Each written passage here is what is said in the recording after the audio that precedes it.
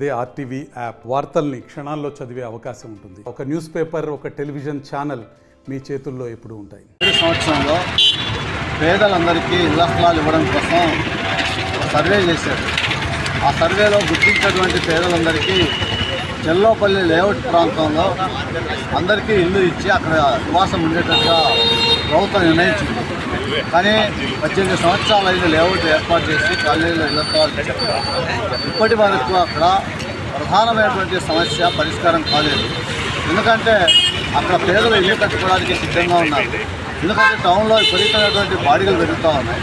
ఈ బాడిగలు భరించలేక అక్కడ చిన్న ఇల్లు అయినా సరే సొంత ఇంట్లో ఉండే అవకాశం చెప్పి భావించి అక్కడికి వెళ్ళడానికి ప్రజలు ప్రయత్నం చేసి అక్కడ కొంతమంది ఇల్లు నిర్మిస్తున్నారు. ఆ ఇల్లు నిర్మిస్తున్నటువంటి వాళ్ళు రహదారులు లేక తీవ్రమైనటువంటి ఇబ్బందులు పడుతున్నారు. మేము అడుగుతున్నది ఉన్న రోడ్డును తార్ రోడ్డు వేయమనో సిమెంట్ రోడ్డు వేయమనో అడగటం లేదు. అసలు దారి ఏర్పాటు చేయండి. ఆ కాలేజీకి వెళ్ళడానికి మాకు దారి కావాలి. అక్కడ ఎవరైనా చనిపోతే మాకు శ్మశానం కావాలి. లేకపోతే బుర్ర ఉంది. ఆ రోడ్లు ఉన్న రోడ్లని మెరుగుగా తీర్చిదిద్దే ప్రయత్నం చేయండి. అక్కడ వీధి లైట్లు వెలగటం లేదు. వీధి లైట్లు ఏర్పాటు చేయండి. అక్కడ తాగడానికి నీటి సమస్య ఉంది. ఈ నీటి సమస్యను పరిష్కరించండి. ఈ ప్రధానమైనటువంటి సమస్యను పరిష్కరించమని చెప్పి గతంలో అనేక సార్లు అధికారులు చుట్టూ తిరిగారు. ఏ ఒక్క అధికారి కూడా సమస్య పరిష్కారం చేయడానికి ముందుకు రాలేదు. కార్పొరేషన్ వాళ్ళు అడిగితే రెవెన్యూ వాళ్ళు అడగమంటారు.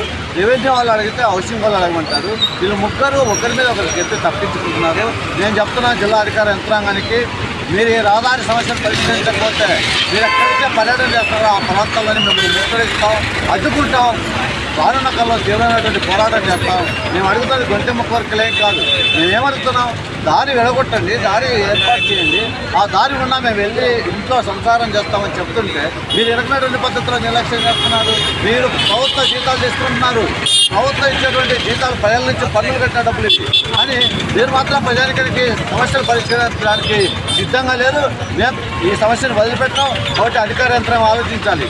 జిల్లా కలెక్టర్కి ఇప్పుడు 10 సార్లు రిప్రజెంటేషన్ ఇచ్చాం. ఒక్కసారి కూడా జిల్లా అధికారులు చేతగాని దత్తమ్ములుగా ఉన్నారు. మేము ఒకటే చెప్పదలుచుకున్నాం, మీరేదో వాళ్ళేదో బయట ధర్నా చేసి వదిలిపెడతారు అనుకుంటున్నారేమో. మేము వదిలిపెట్టాం. మీ అంతు తేలుస్తాం. ఎవరైతే పెద్ద ఎత్తున నిర్లక్ష్యం చేస్తున్నారో వాళ్ళ మీద పెద్ద ఎత్తున పోరాటం చేస్తాం. కాబట్టి చెర్లోపల్లిలో ఉన్నటువంటి అన్ని సమస్యల్ని పరిష్కరించే ముందు ప్రధానమైనటువంటి రహదారి సమస్యని తక్షణమే పరిష్కారం చేయాలి. అక్కడ దారి విడగొట్టాలి. రాకపోకలకు వీలుగా ఏర్పాటు చేయాలి. ఈ సమస్యను పరిష్కరించకపోతే రానున్న కాలంలో ప్రజాప్రతినిధుల ఆందోళన చేసేటువంటి పరిస్థితి వస్తుంది. కూటమి ప్రభుత్వం, కూటమి నాయకులు కూడా ఆలోచించాలి. ఇక్కడ ఎన్నికల ముందు పరిష్కారం చేస్తామని హామీ ఇచ్చారు. ఎప్పటి వరకు ఏ ఒక్క సమస్య పరిష్కారం కాలేదు. కాబట్టి మీ పని ఎలా ఉందో దీన్ని అర్థమవుతుంది. ఈ విషయం సీరియస్గా ఆలోచించి ఈ సమస్యను తక్షణమే పరిష్కారం చేయాలని చెప్పి మేము అటు ప్రభుత్వ అధికారులకి, పాలకులకు కూడా మేము హెచ్చరిక చేస్తా ఉన్నాం. పరిష్కారం కాకపోతే పోరాటం తీవ్రంగా చేస్తామని చెప్పి హెచ్చరిక చేస్తా ఉన్నాం.